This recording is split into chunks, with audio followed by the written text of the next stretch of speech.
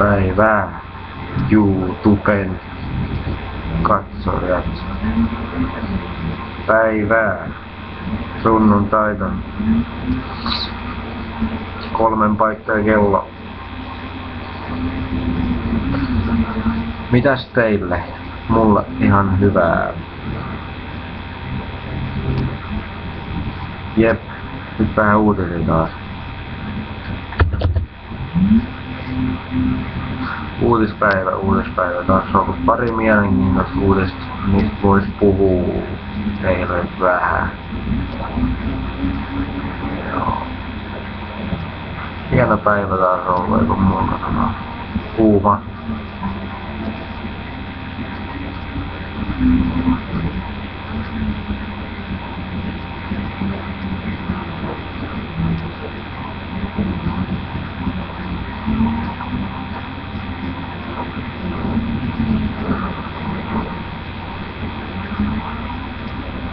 No niin, oottakaas.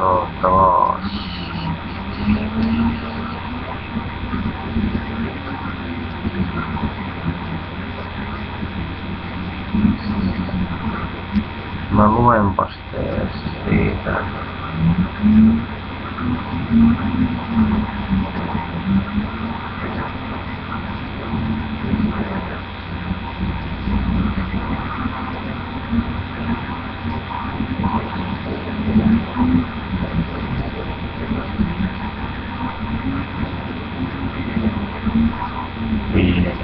Pieni hetki, kun on niin nopeata minun tietokone, niin hemmetin nopea.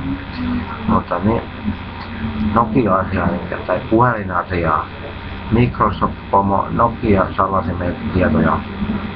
Windows Phone -puhelimesta vastaavan johtajan Joe Belfioren mukaan Lumia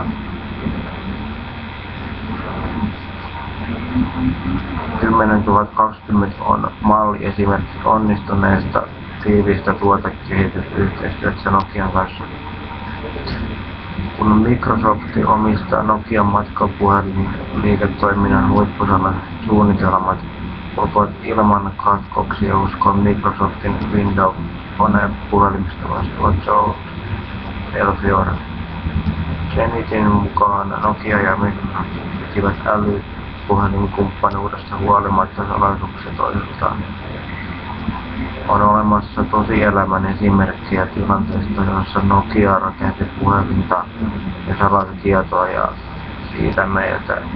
Belfiore sanoo Zenitille, kun oikea käsi ei tiedä mitä vasen tekee, tulee sotkua. Belfioren mukaan avoimempi kommunikaatio olisi säästänyt yhtiötä turhalta työltä ja tuottanut paremman lopputuloksen. Nokian matkapuhelin liiketoiminnan siirtyminen Microsoftille tarkoittaa yhä parempia puhelimia, Belfiore lupaa.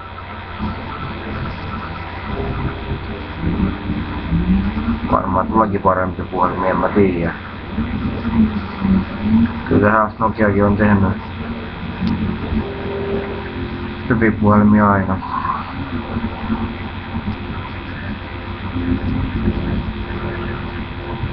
Mut sitten en mä tosta varmaan, mä en jaksa enää tätä paskaa kattoo. Mutta ottakaa nyt.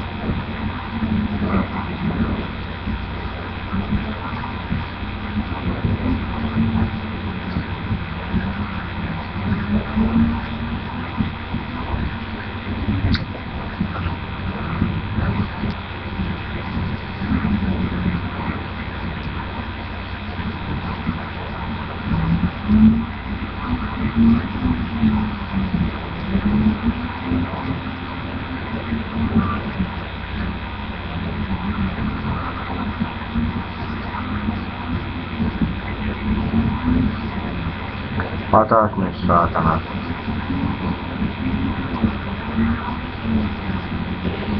Mitä nyt tätä lukee?